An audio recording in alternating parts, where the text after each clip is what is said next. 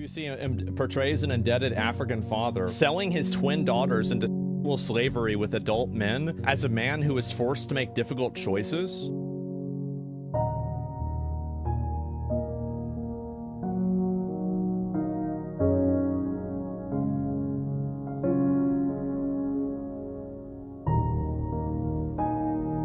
The post got community noted. BBC frames Afghan fathers selling their daughters as sympathetic. All profiled cases involve girls 5 years old. Selling daughters for marriage is a long-standing cultural practice in parts of Afghanistan. BBC focuses on fathers' distress over the outcomes for girls, parentheses, BBC story from earlier is going mega viral. People are eviscerating them in the quote retweets if you want to check it out real quick. Not once does this article ask who is buying the children and why. Afghani men are selling their girls to other Afghani men. Get it right, you utter disgrace. They're voluntarily doing this to make money, as they have done in the Middle East for centuries. Men sell their daughters, and the BBC has a poor man's say, you don't hate the BBC enough. And this is the reason why they're doing it. They're doing it because they want to portray these people as being sympathetic so they can soften people's opinions on them through immigration. They're trying to literally whitewash and make it look like selling your young, like 6-year-old daughters into